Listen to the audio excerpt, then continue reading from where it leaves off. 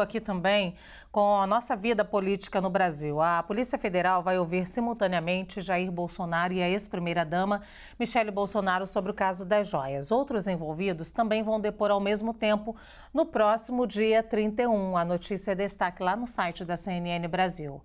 Sobre as joias, haverá depoimentos simultâneos também de pessoas muito próximas do casal Bolsonaro, como, por exemplo, o ex-secretário de Comunicação da Presidência da República, Fábio Weingarten, o general Mauro Lourena Cid, pai do ex-ajudante de ordens Mauro Cid, que também prestará esclarecimentos à PF neste dia. Frederico Wassef, advogado da família Bolsonaro, além do tenente Osmar Crivellati e do coronel Marcelo Câmara, ex-assessores da presidência. A escolha pela realização dos vários depoimentos ao mesmo tempo é para evitar que os depoentes combinem as versões. A PF quer saber de onde partiu a ideia para vender as joias e relógios recebidos de presente da Arábia Saudita, para quem foram vendidos e como foi o processo de recompra e retorno de alguns itens para o Brasil. No mesmo dia, Jair Bolsonaro também será ouvido sobre o caso dos empresários que discutiram pelo WhatsApp a possibilidade de um golpe de Estado. A CNN entrou em contato com os intimados e ainda aguarda retorno. Vamos ao debate, então. Dessa vez eu vou começar pelo Armando.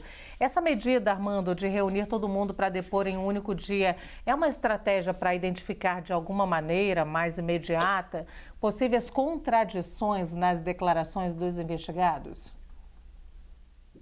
Sim, isso não é novidade, é uma técnica tanto da Polícia Judiciária Estadual como da Federal, para que as pessoas não tenham comunicação, não possam falar naquele instante.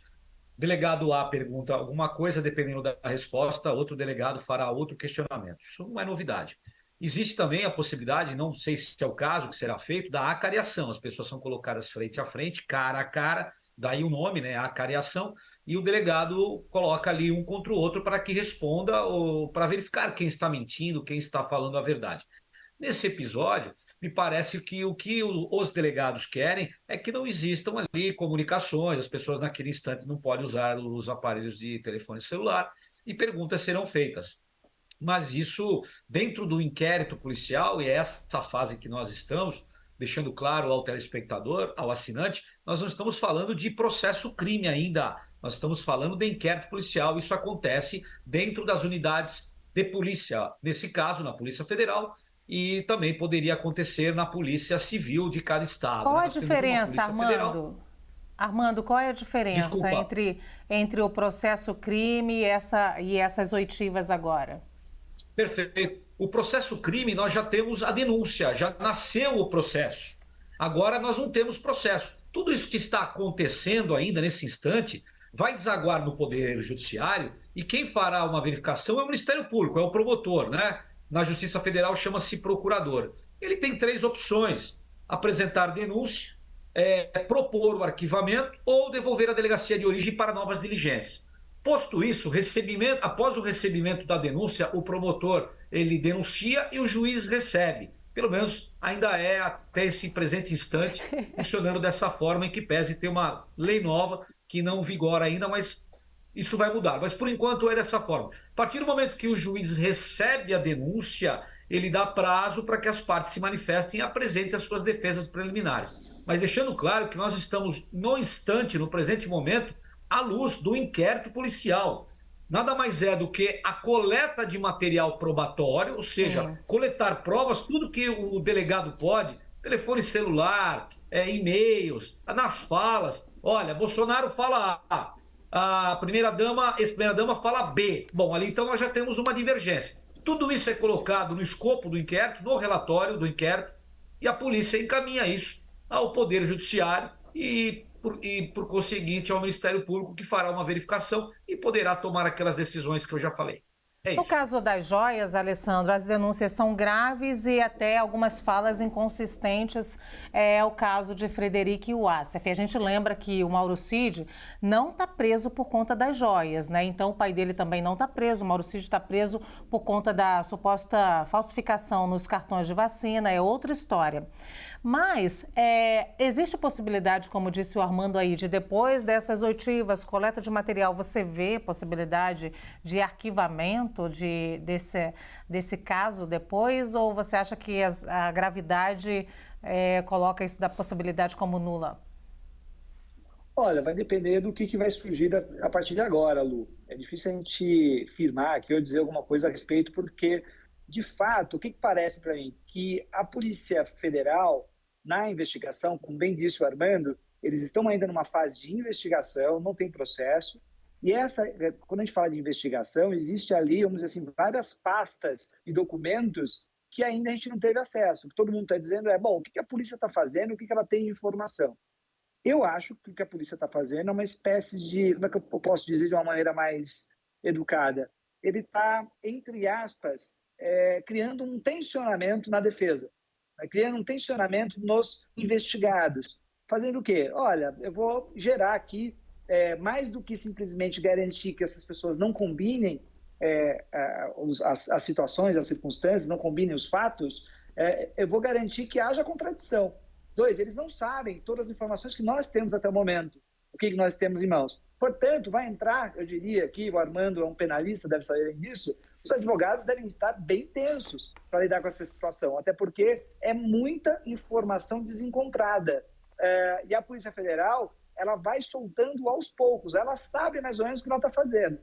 Agora, o que está acontecendo também é que a Polícia Federal vai soltando aos poucos, isso vai gerando tensão nesse núcleo que está sendo investigado, e sempre pode acontecer, Lu, sempre pode acontecer de uma dessas pessoas fazer um movimento em falso, vamos dizer assim, tentar esconder provas, tentar criar simulações com relação aos fatos do passado, e aí pode gerar, não logicamente, uma condenação, pode gerar uma prisão provisória, ou melhor, uma prisão preventiva com relação a algum deles, e aí, às vezes, com um fato muito determinado. Então, todo cuidado aqui é pouco, é um jogo de xadrez, e eu acho que todos os advogados estão aí pensando o que vai acontecer no dia 31, como é que eles vão atuar diante dessa situação. Sim. Além do mais, né, Samantha, em meio às oitivas, né, vamos ouvir muitas pessoas ao mesmo tempo, então a possibilidade de contradição só aumenta, né? Bom, acho que os colegas já deixaram isso bem claro, a gente está no momento de investigação, isso é uma estratégia, não é, da Polícia Federal, justamente o quê? Para verificar se há contradição entre os depoimentos, né, e se evitar uma estratégia da defesa. Agora, se eles estão falando a verdade, isso não vai acarretar em problema algum. Agora, o que é interessante é que talvez a Polícia Federal tenha feito isso para verificar se um deles está efetivamente dificultando as investigações, e isso, como o Alessandro bem colocou, pode resultar até num pedido de prisão preventiva, né? Hipoteticamente falando. Agora, por outro lado, essa investigação, o que ela busca? A materialidade do crime e a autoria. Até agora, a dúvida é no que diz respeito à autoria. Quem fez, quem mandou, onde aconteceu isso? Então, esses depoimentos podem vir a aclarar esses elementos. E é importante, como o Armando colocou, que a Polícia Federal precisa desses elementos e dessas provas, porque não cabe a pessoa provar que é inocente. No nosso sistema, é o Estado que tem que dar elementos para a acusação. Ele, quando se oferece a denúncia, eu já tenho que ter a materialidade do crime e a possível autoria, ou seja, eu tenho que ter elementos robustos para que a gente provoque a máquina do Estado para entrar com uma ação penal contra essas pessoas, não é? Então, eu preciso ter uma robustez de provas e de elementos para entrar com a ação penal. Se isso não for verificado, o Armando colocou muito bem, pode existir o arquivamento de toda a investigação. Acho que daí a cautela da Polícia Federal em ouvir ao mesmo tempo, dificultando a defesa,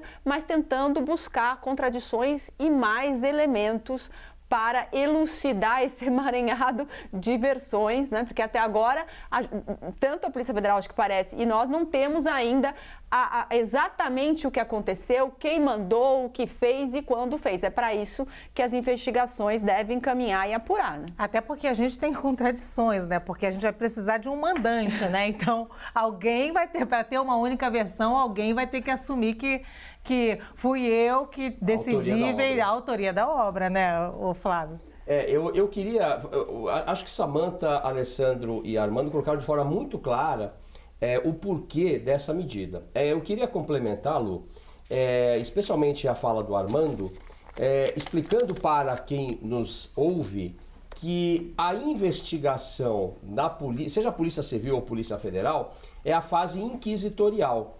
Ou seja, é a sociedade se adiantando para colher provas que normalmente podem desaparecer. Um documento pode ser destruído, uma marca num corpo de alguém que sofreu uma agressão desaparece. Então, a lei brasileira permite, dentro da legalidade, que as polícias estabeleçam essas técnicas de investigação.